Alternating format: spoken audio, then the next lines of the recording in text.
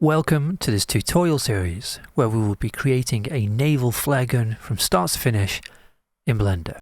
Across this series we'll go through the full game art pipeline, from gathering our references and blocking out the asset, all the way through the high poly, low poly, UVs, baking, texturing, and finally presenting our artwork.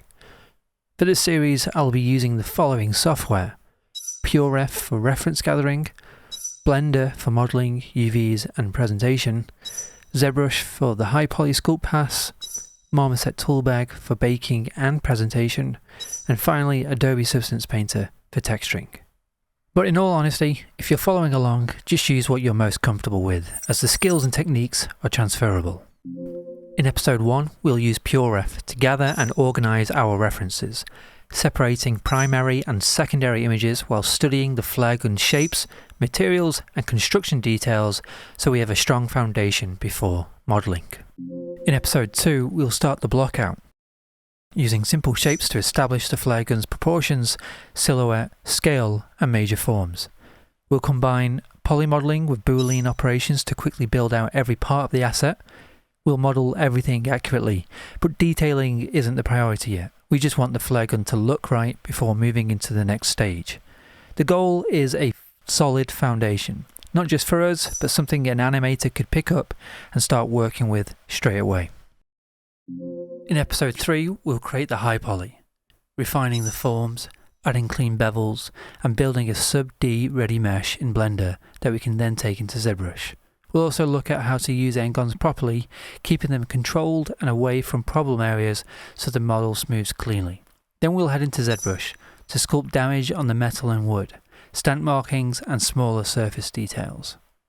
Finally, we'll prep the high poly for the low poly stage, making sure everything's properly organised before we move on.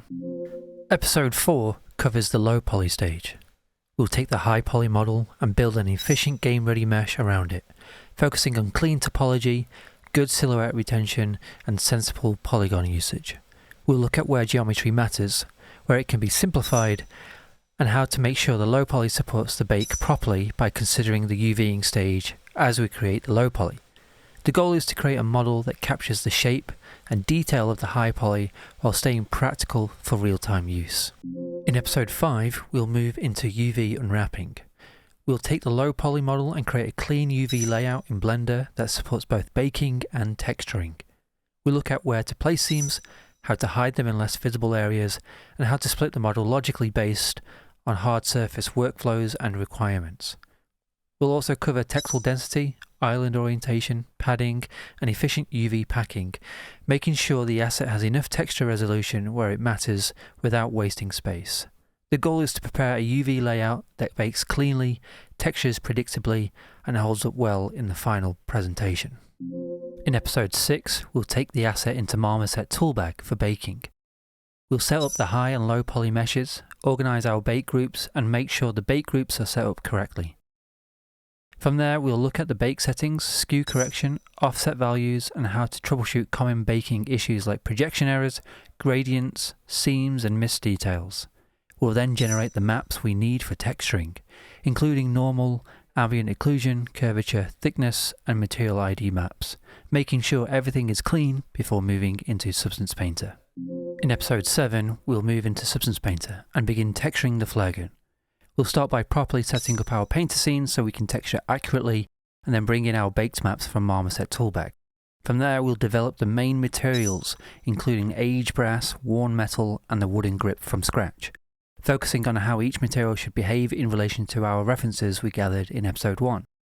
We'll add subtle variation, edge wear, dirt, scratches, grime, and smaller hand-placed details to help the flare gun feel used, believable, and grounded.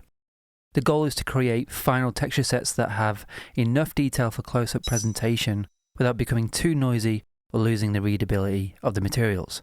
A set of materials that look beautiful and presentation ready.